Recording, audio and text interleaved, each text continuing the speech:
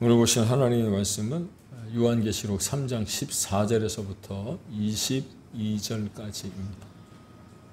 요한계시록 3장 14절에서부터 22절 신약성경 402쪽입니다. 소아시아의 7교회 가운데 마지막 교회인 라오디게아 교회입니다. 말씀을 준비하면서 라오디게아 교회를 묵상했더니 어쩌면 라오디게아 교회는 이미 소개한 다른 교회와는 달리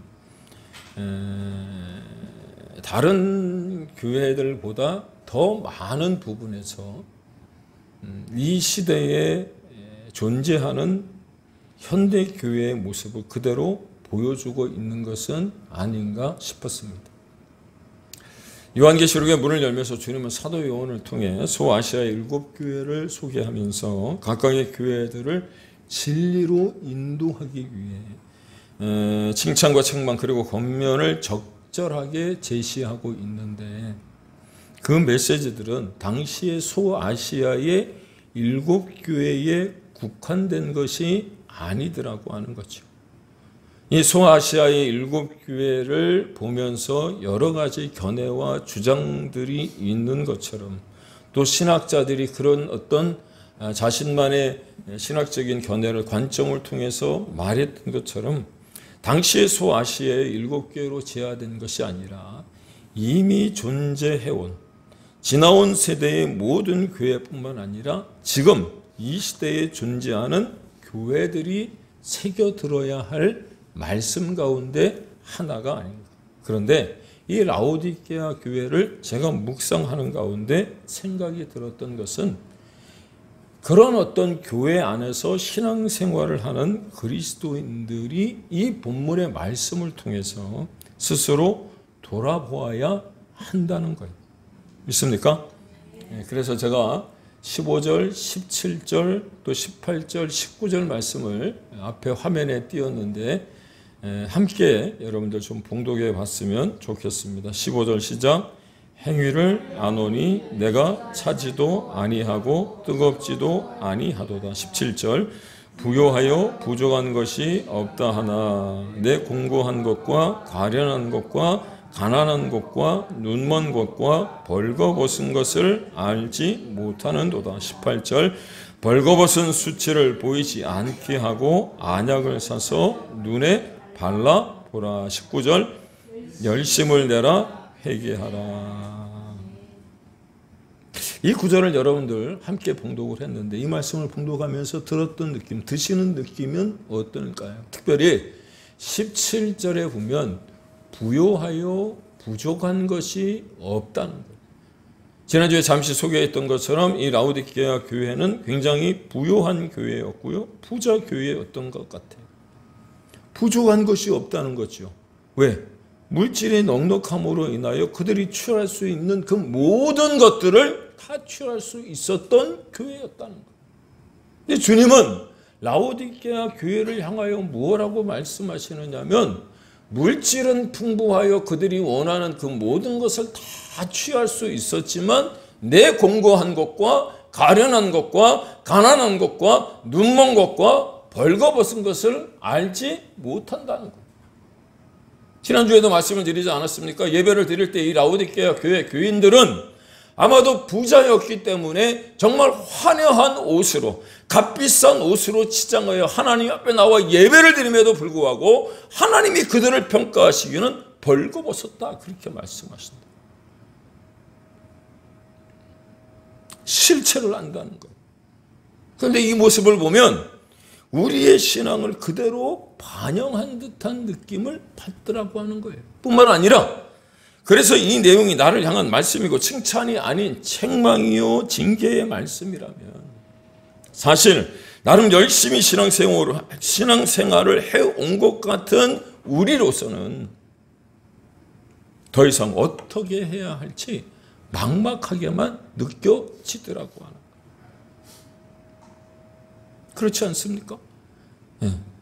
나름 예배도 빠지지 않고 기도도 열심히 하고 교회에서 하고자 하는 일에 열심히 동참했음에도 불구하고 하나님이 이렇게 우리에게 책망하고 징계하신다면 좌절할 수밖에 없다는 거예요.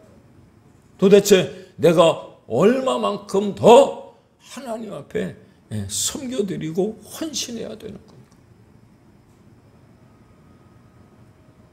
그리고 내가 어떻게 신앙생활을 해야 하나님의 저울 위에 올려놨을 때 부족함이 없다고 말씀하실까? 우리가 낙심할 수밖에 없다는 거예요. 그런데 본문이 글이 적고 있는 것처럼 다시 안약을 넣고 눈을 씻는 심정으로 본문을 묵상해 가는 중에 제 눈에 들어온 단어 하나가 있었습니다. 19절 상반절입니다.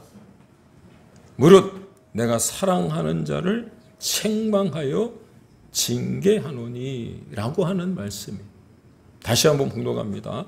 내가 사랑하는 자를 책망하여 징계하노니 라고 하는 이 말씀을 보는 순간, 여러분도 같이 지금 보셨는데 이 말씀 구절 가운데 눈에 들어오는, 여러분들의 마음에 새겨지는 구절이 있을까요?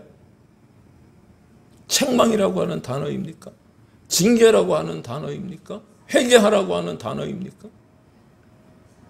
19절의 말씀을 화면에 띄웠는데 여러분의 눈에도 마음에도 새겨지는 단어가 징계와 책망이 아니라 내가 사랑하는 자라고 하는 말씀이 여러분의 눈에, 여러분의 마음에 새겨질 수 있기를 주의 이름으로 축복합니다.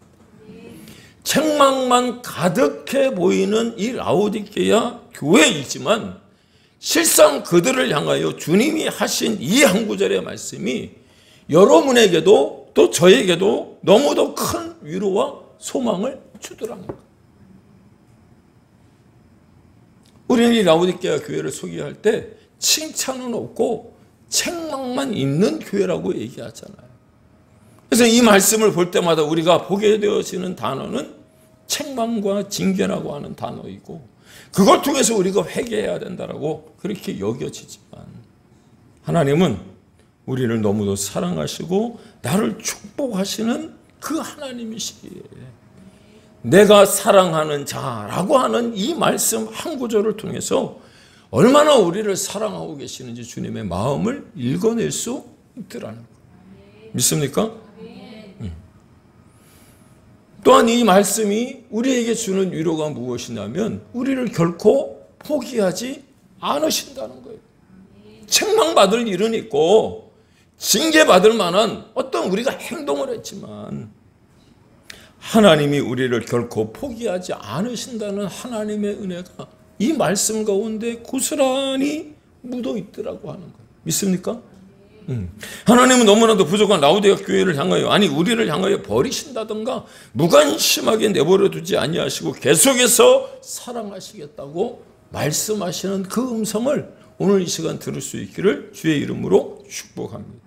그러므로 이 말씀은 주님의 애정과 관심이 가득 담겨 있는, 잔뜩 묻어 있는 책망이고 징계라고 하는 것, 여러분 기억할 수 있기를 축복합니다. 히브리서 12장 6절에서 8절에 보면 이런 말씀이 있더라고요.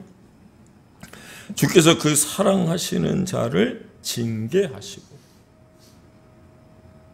말에 어폐가 있지만 하나님이 말씀하시기를 그 사랑하시는 자를 징계하시고 그가 받아들이시는 아들마다 채찍질 하심이라 하였으니, 너희가 참으면 징계를 받기 위함이라 하나님이 아들과 같이 너희를 대우하시나니 어찌 아버지가 징계하지 않는 아들이 있으리요. 징계는 다 받는 것이거늘. 나만 받는 징계요, 나만 받는 고난이요, 나만 받는 환난이라고 생각을 했는데 하나님이 뭐라 말씀하시느냐면 아들이라 일컬음을 받는 자들은 하나님이 징계하시기도 하고 때로는 채찍질 하시기도 하신다는 거예요. 그러면 우리에게 주시는 격려의 말씀이 무엇이냐면 징계는 다 받는 것이늘 너희에게 없으면, 뭐가요? 징계가 없으면 사생자요 친 아들이니라. 믿습니까? 마귀와 사탄이 그렇게 얘기를 했대요.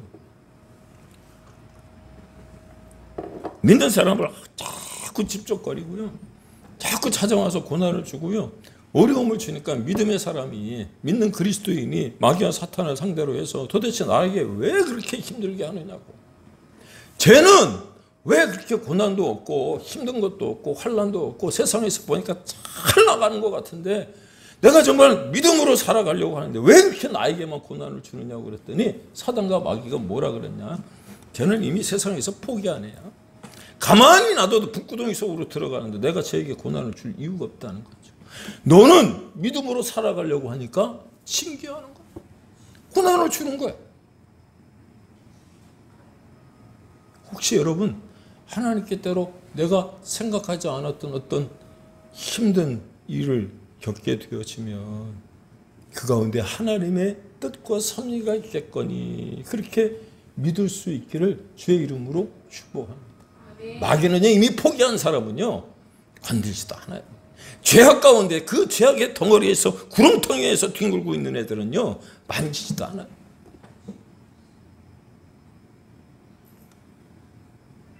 주께서 그 사랑하시는 자를 징계하시고 그가 받아들이시는 아들마다 채찍질 하심이라. 믿습니까? 뿐만 아니라 핸드릭슨이라고 하는 주석가는 이 구절을 두고 이렇게 표현을 했더라고요.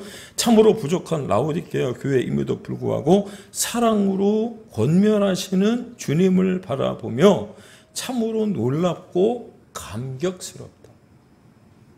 저하고 비슷하게 묵상을 한 것 같아요. 주님께서 이토록 진저리를 치셨던 미적지근한 성도들, 그래서 즉 그가 입에서 토하여 버리려고 했던 이들에게 무릇 내 사랑하는 자를 책망하여 징계한다고 하셨다.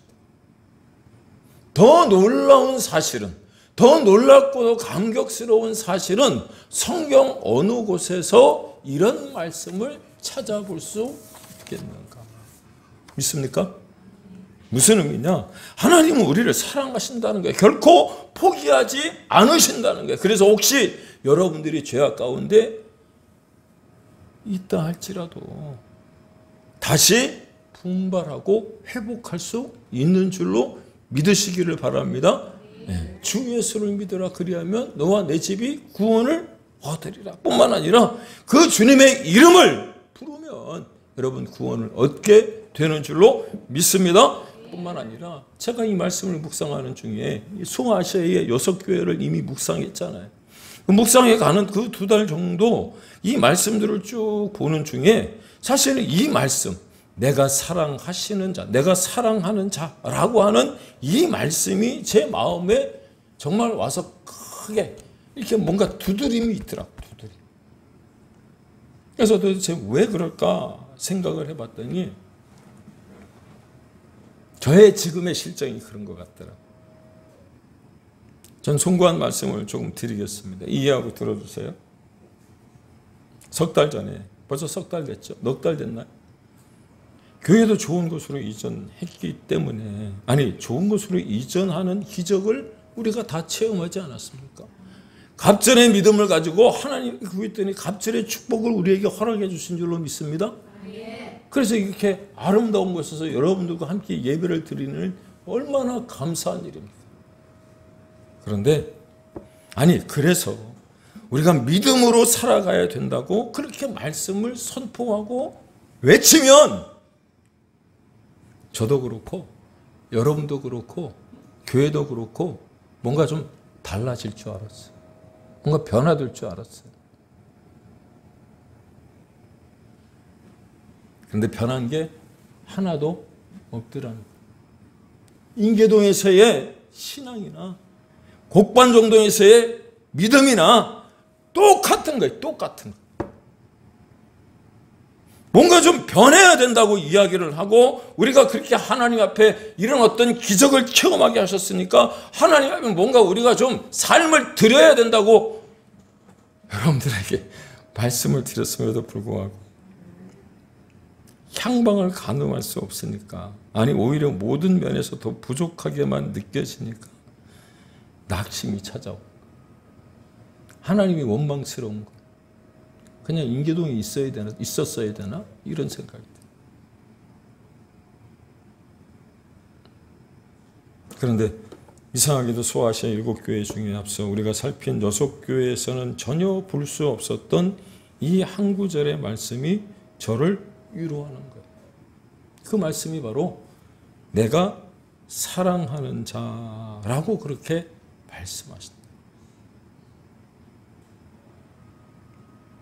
사실 오늘 본문은요, 거의 모든 목사님들이 라오디게아 교회 이 요한계시록 3장 14절에서 22절의 말씀을 딱 꺼내들면 성도들도 알아요. 우리가 뭐 책망받을 만한 일이 있나. 그래서 목사님들도 책망하려고 때로는 성도들을 어떤 뭐 이렇게 견책하기 위하여 삼는 본문일 수도 있을지 모르겠습니다. 그런데 제가 말씀을 묵상한 결과는 무엇이냐면 오늘 본문에도 그렇게 적으시잖아요. 아멘이시오, 충성되고 참된 증인이시오, 하나님의 창조의 근본이신 그분 예수 그리스도께서 친히 이 라오디게아 교회를 향해 하시는 말씀이 무엇이었느냐면 버리지 않겠다는, 포기하지 않겠다는, 우리를 사랑하신다는, 내가 너를 얼마나 사랑하는지 아니? 그러면 다시 품으시겠다는, 믿습니까? 그리고 제 귀에 들려주시는 주님의 음성이 무엇이었냐면 다시금 믿음을 회복하고 주님을 신뢰하며 한 걸음 한 걸음 천성을 향해 걸어갈 수 있는 방법을 하나 가르쳐 주시겠대. 그게 무엇이냐면 오늘 여러분 보이시나요? 요한계시록 3장 20절 말씀 한번 좀 봉독해 보면 좋을 것 같습니다. 보이십니까? 볼지어다 내가 문 밖에 서서 두드리노니 누구든지 내 음성을 듣고 문을 열면 내가 그에게 들어가 그와 더불어 먹고 그는 나와 더불어 먹으리라. 아멘이십니까? 하나님이 우리에게 요구하시는 바가 무엇이냐면 100m를 10초 안에 들어와야 된다는 것 아니에요. 여러분들이 가지고 있는 그 집 팔아서 교회에 드리라고 하는 것 아니에요. 내 몸뚱아리 제대로 움직이지도 못하는 그 몸뚱아리 하나님께 드리라고 하는 것 아니에요. 그런데 하나님이 그런 거 다 내려놓고 하나님이 저에게 주시는 말씀이 무엇이냐면 구원을 베푸실 전능자 그분 예수 그리스도가 나로 인하여 기쁨을 이기지 못하시기에 우리 찬송하잖아요.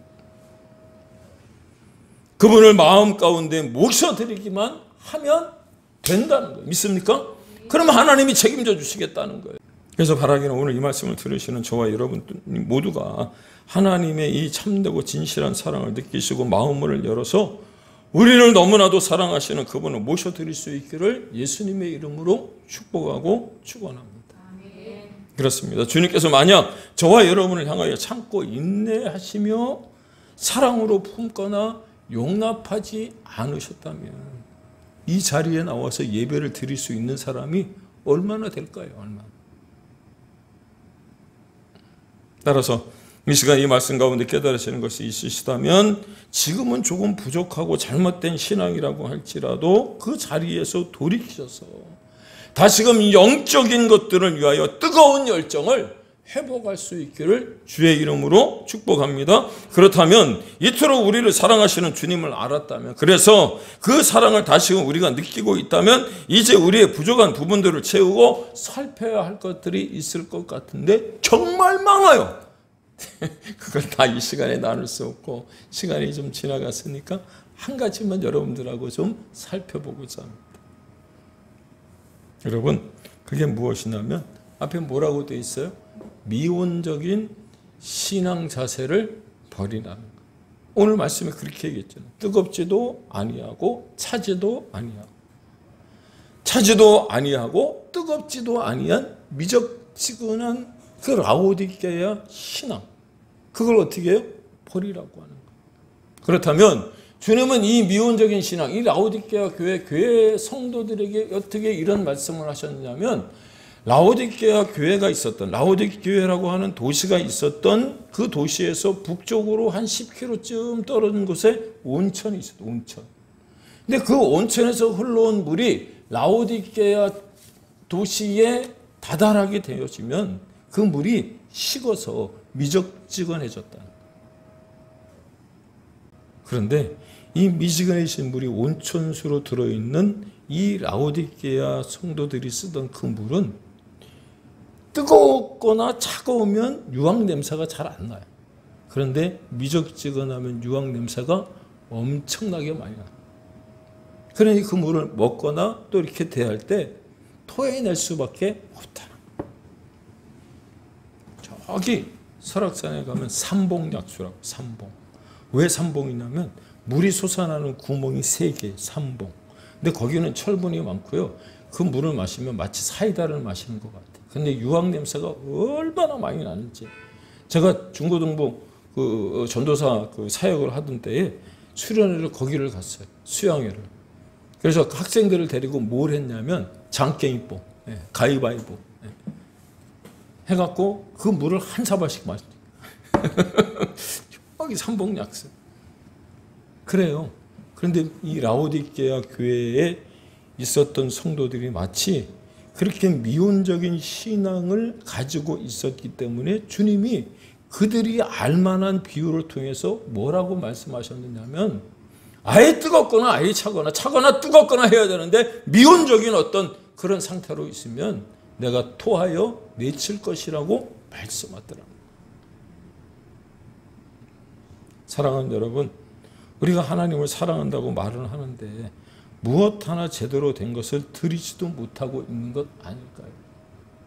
그게 물질이 되었던 몸이 되었던 명예가 되었던 드림 자체가 없다는 거예요.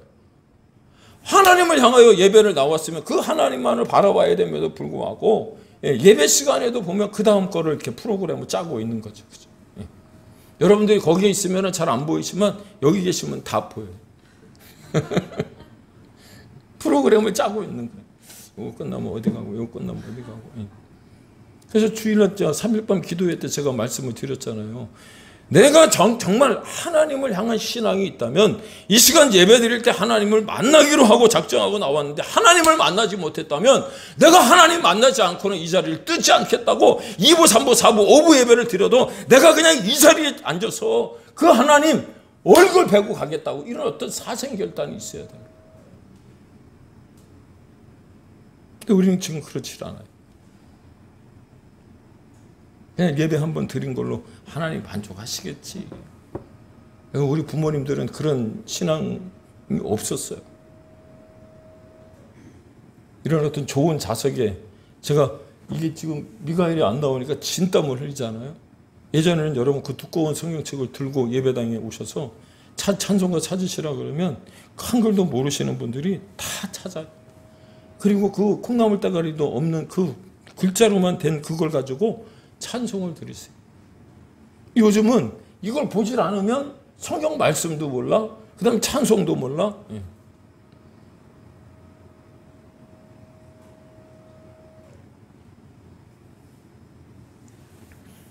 새벽에 묵상하고 있는 열왕기하서의 오늘 본문이 아마도 열왕기하 15장인 것 같은데 그 열왕기하 15장에 보시면 조금 관계가 없어 보입니다만 제가 연결을 한번 지어볼게요. 우시야 왕이라고 나와요. 우시야 왕이 어떤 사람이냐면요. 남유다 왕들 가운데 가장 위대하고 유능한 왕 가운데 한 사람이에요.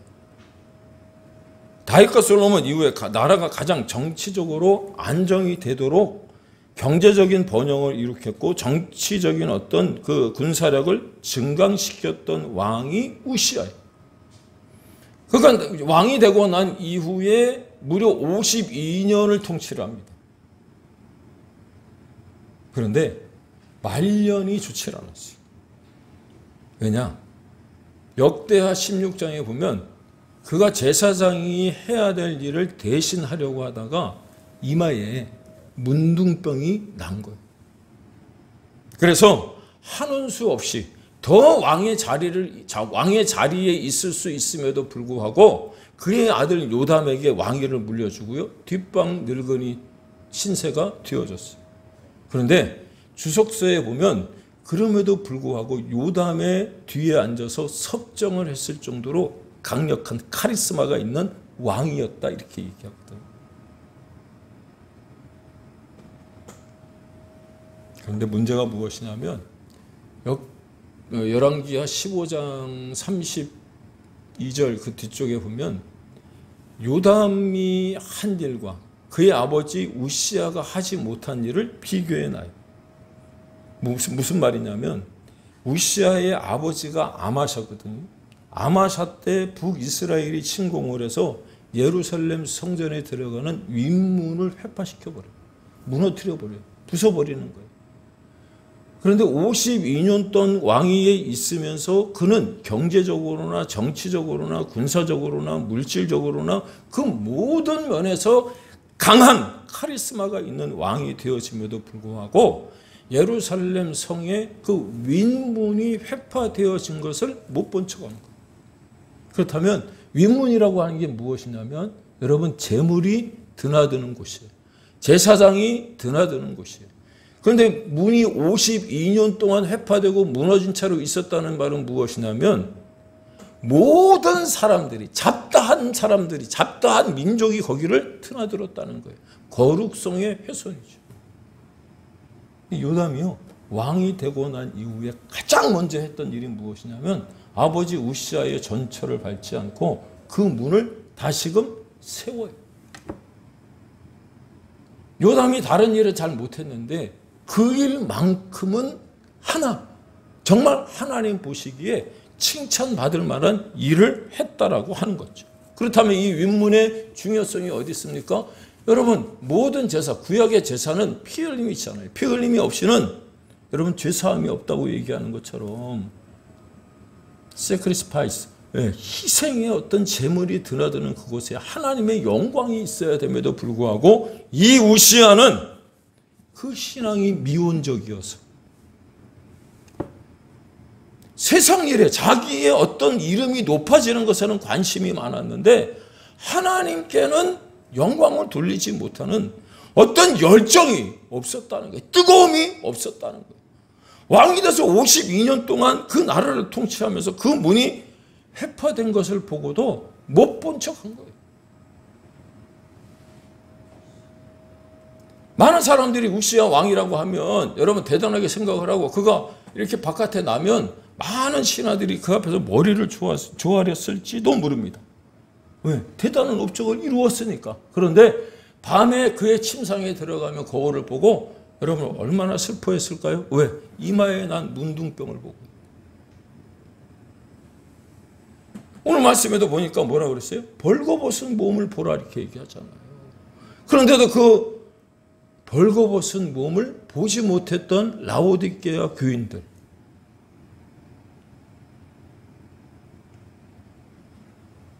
그래서 신앙의 태도가 그의 말년을 비참하게 만들어 버린 거예요.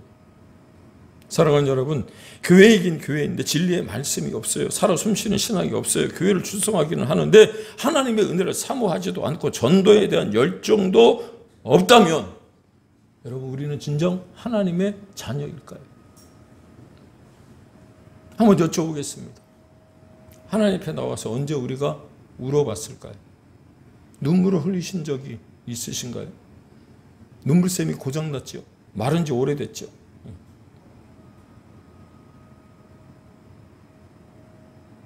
울며 기도하고 회개하는 모습도 없고요. 모이기는 모이는데 마치 극장에서 영화를 보는 것처럼 의미 없는 사람들처럼 이 자리에 앉아 계셔서는 안 된다는 거예요. 그런 미온적인 신앙을 가지고 주님 앞에 나가면 하나님도 우리를 미적지근하게 대할 수밖에 없어요.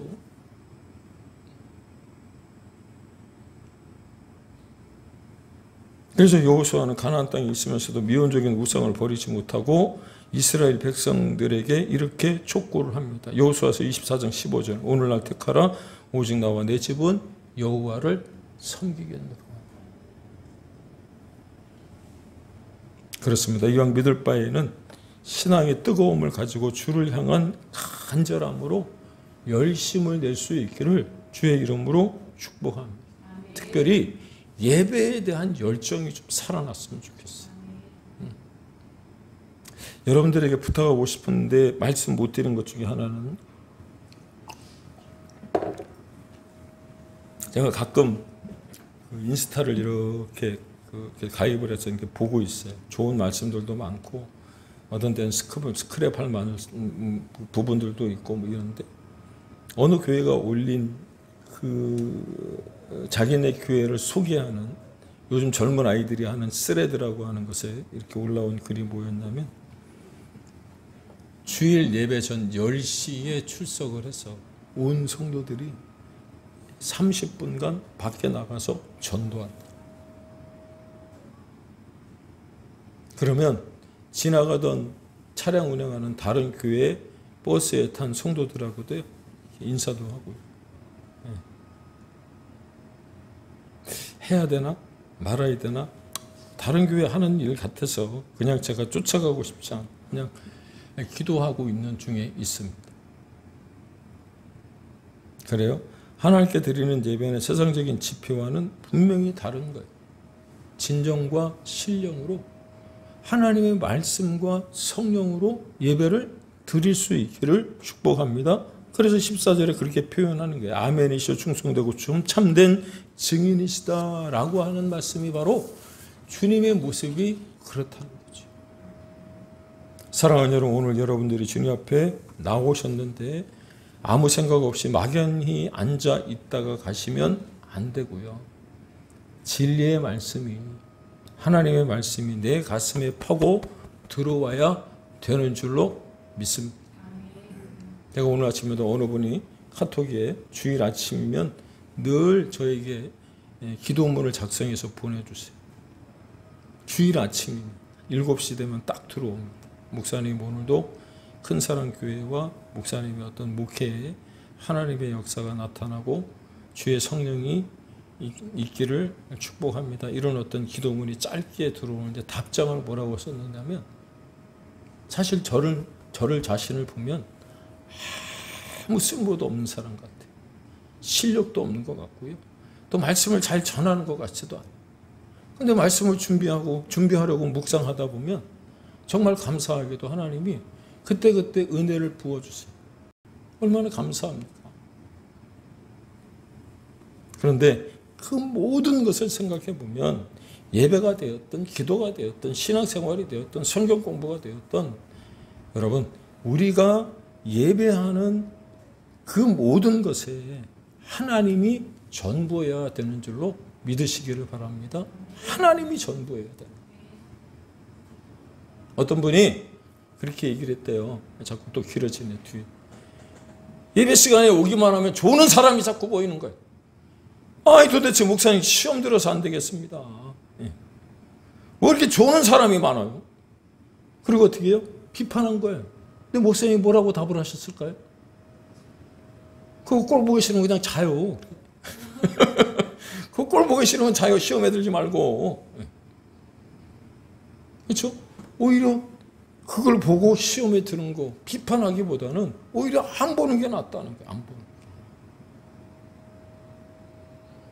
우리가 무엇을 얻기 위해 예배하는 게 아닙니다. 무엇을 받아가기 위해서 예배하는 것 아닙니다. 하나님 자체를 만나는 건 여러분 학수고대하고 기대하고 여러분 그분을 채우는 예배가 되어질 때에 그 열정이 다시금 살아나고 뜨거운 열정이 회복되어질 뿐만 아니라, 그 뜨거운 열정이 그냥 한순간이 아니고 냄비 끓듯 화르르 끓고 거기서 끝나는 게 아니고, 여러분 지속적으로 그 뜨거운 열정이 우리의 삶이 연속적으로 또 계속적으로 되어짐으로 말미암아 우리 자신과 교회를 성찰하고 우리의 신앙이 성숙되어지는 줄로 믿으시기를 바랍니다. 그러므로 또 한 주 이제 9월 보내고 10월을 맞이하는 이 한 주에 하나님의 말씀에 귀를 기울이시고 주님이 내 마음에 두드리시는 그 음성을 들으시고 마음의 문을 열어 눈을 뜨고 주님을 볼 수 있는, 만날 수 있는 우리 모두가 다 되시길 주의 이름으로 축복합니다. 기도하겠습니다.